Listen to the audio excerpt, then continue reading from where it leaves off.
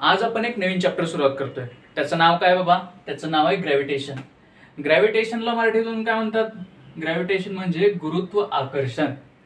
आता आकर्षणचा विषय आला म्हणजे पोरं थोडं वाचण्यासाठी करतात, खरं का नाही? पण तुम्ही जे आकर्षण थिंक करताय ते आकर्षण नसून आपल्याला एक वेगळं आकर्षण बघायचंय, जे गुरुत्व असं आकर्षण त्याला म्हणण्यात आलंय. ठीक आहे, चला वापस या. ठीक आहे, ग्रॅव्हिटेशन म्हणजे मराठीमध्ये आपल्याला गुरुत्वाकर्षण असं म्हणायचे. गुरुत्वाकर्षण एक फोर्स आहे, जे आता प्रिव्हियसली बघा आपण काय बघितलंय, ग्रॅव्हिटेशनल फोर्स हा युनिव्हर्सल फोर्स आहे. कुठं? 9th क्लासमध्ये प्रोबॅबली हे बघितलंय आपण. ठीक आहे, आणि ते act not between two objects of earth but between any two objects in the universe असं आपण म्हणलेलं आहे. म्हणजे नॉट ओनली ते दोन ऑब्जेक्टमध्ये अर्थवरच नाही तर अर्थच्या बाहेर सुद्धा पूर्ण युनिव्हर्समध्ये दोन गोष्टीमध्ये तो फोर्स ऍक्ट होतो असं त्याचं म्हणणं आहे. म्हणजे बघा अर्थवर बघा, आता जशी ही पेन आहे आणि हा बोर्ड आहे, ह्या दोघांमध्ये अट्रॅक्शन आहे असं तो म्हणतो. आणि जर युनिव्हर्समध्ये बघायला गेलं तर ते असं पण म्हणतात की अर्थ आणि सनमध्ये आहे, किंवा सन आणि मूनमध्ये आहे, किंवा मून आणि अर्थमध्ये आहे. हे सगळीकडं हे अट्रॅक्शन फोर्स आहे आणि त्यालाच आपण ग्रॅव्हिटेशनल फोर्स किंवा तो युनिव्हर्सल फोर्स आहे असं म्हणलेलं आहे. ठीक आहे, लक्षात घ्या. मग हा ग्रॅव्हिटेशनल फोर्स कसा डिस्कवर झाला हे आपल्याला कोणी सांगितलंच नाही. चला मग आपण हा कसा डिस्कवर झाला ते पाहून घेऊया. आता आपलं पहिलं लेक्चर आहे, इंट्रोडक्शन लेक्चर असणार आहे, त्यामुळे थोडंसं आपण इंट्रोडक्शन घेत जाऊ. आणि खूप जणांच्या म्हणजे 1-2 जणांच्या कमेंट्स आले की सर लाईट थोडे ही आहे, कमी आहे वगैरे. तर माझ्या लेवलला मी काय करतोय की ते सॉल्व्ह करण्याचा प्रयत्न करतोय, पण आपल्याकडे जे रिसोर्सेस अवेलेबल आहेत त्याच्यानुसार आपण हे घेत चालूया. ठीक आहे, कंटेंट शिकत चला, अभ्यास करत चला. ठीक आहे, नंतरच्या गोष्टी आपण सेकंडरी थोड्या काय करू, इम्प्रूव्ह करत चालू. ठीक आहे, ग्रॅव्हिटेशनचा शोध कसा लागला हे आपण शोधायला गेलो. ठीक आहे, तर ह्याचा शोध बघा कोण लावला? Sir Isaac Newton. Sir Isaac Newton म्हणजे कोण होता? एक सायंटिस्ट होता बाबा. त्यानं काय केला, एका झाडाखाली बसला होता. कडू बसावं उगं, पण नाही, त्याला काहीतरी वेगळं विचार करायचा होता. ठीक आहे, त्यानं झाडाखाली बसला होता आणि वरून काय झालं, हवा आली आणि वरून एक ऍपल पडला. ठीक आहे, ऍपल पडला, त्याला उचलून खावं का? पण तसं बी नाही केलं. त्याला आला विचार काय आला बाबा त्याला? Why apple fall vertically downward and not vertically upward. Apple हा खालीच का पडला, त्या वरती का बरं पडला नाही, असं त्याला क्वेश्चन पडला. आणि का बरं त्यानं हॉरिझॉन्टल डायरेक्शन मध्ये पण झालं पाहिजे, म्हणजे असं जायला पाहिजे होतं तर असं का बरं गेलं नाही, ते असं व्हर्टिकली डाऊनवर्डच का बरं आला, असा त्याला क्वेश्चन पडला. ठीक आहे, आता क्वेश्चन पडल्यात, क्युरिओसिटी निर्माण झाली आहे, तर त्याचे आन्सर शोधणं हे तर गरजेचं आहेच. मग काय केलं त्यानं? खूप ऑब्झर्वेशन केलं. म्हणजे प्रत्येक गोष्टीचं, आता ऍपल पडलाय तर वेगळ्या गोष्टी त्याने फेकून बघितल्या. ठीक आहे, बॉल फेकला म्हणा किंवा काही दुसऱ्या गोष्टी फेकल्या, त्या पण गोष्टी काय व्हायला, व्हर्टिकली डाऊनवर्डच पडायला लागल्या. मग त्याला काय असं त्याला वाटलं असेल की आता काहीतरी कन्क्लुजन तर काढावं लागेल, म्हणून त्यानं कन्क्लुजन काय काढलं बघा, अर्थ attracting apple toward it self. म्हणजे काहीतरी फोर्स लागलाय आणि त्या फोर्समुळं ऍपल खाली आलाय.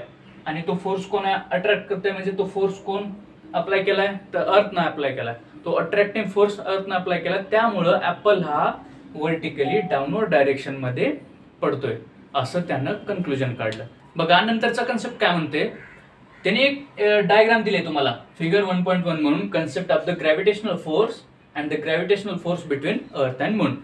आपली डायग्राम तेवढी चांगली नाही, पण आपण कन्सेप्ट समजून घेऊ. ठीक आहे, डायग्राम मध्ये काय म्हणले बघा, त्यानं दाखवले एक मून दाखवलाय म्हणजे चंद्र, एक पृथ्वी दाखवली, एक ऍपल पडतोय असं दाखवलाय, आणि त्याची ग्रॅव्हिटेशनल फोर्स मूनची आणि अर्थची असं दाखवले. त्यांनी काय सांगितले मग बघा, न्यूटनचा जेव्हा बसला तेव्हा ऍपल फॉल होत होता, तर ऍपलला फोर्स कुठला लागला, ग्रॅव्हिटेशनल फोर्स, तो कुठे लागला, सेंटर ऑफ अर्थ मध्ये.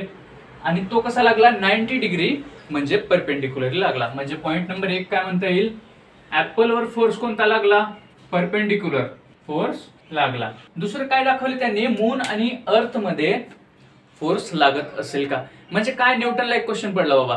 आता त्यानं कन्क्लुजन तर काढलं की ऍपल आणि अर्थ मध्ये फोर्स लागतोय, तो अर्थ त्याच्यावर फोर्स अट्रॅक्ट करतोय कुठं, सेंटर ऑफ अर्थ मध्ये.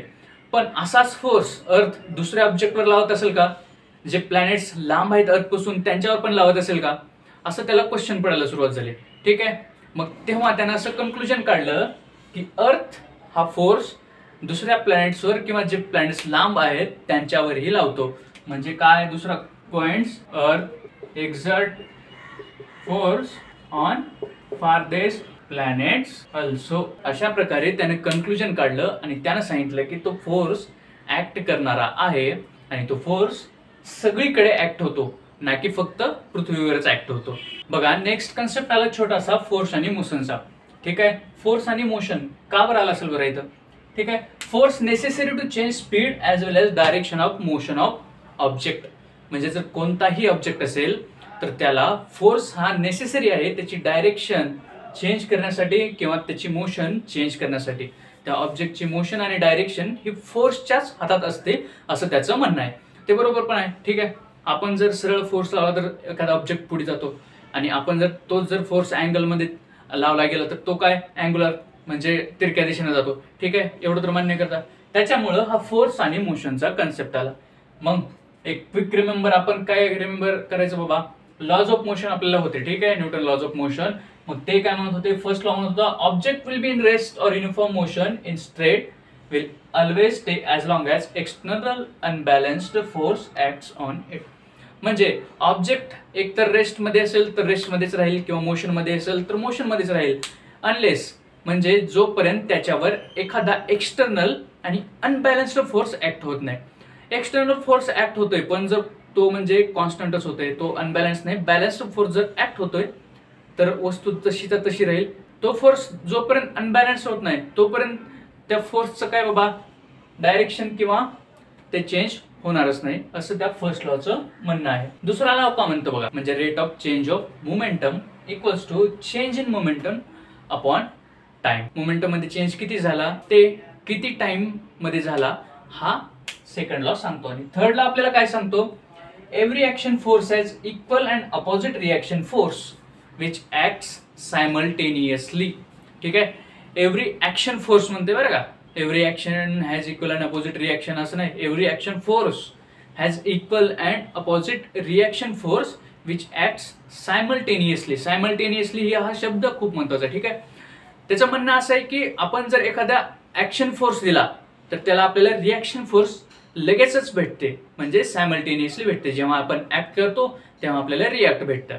ठीक आहे, असं ह्या तीन लॉचं म्हणणं आहे जे की आपल्याला क्विकली एक रिमेंबर म्हणून आपल्याला ध्यानात ठेवायला पाहिजे.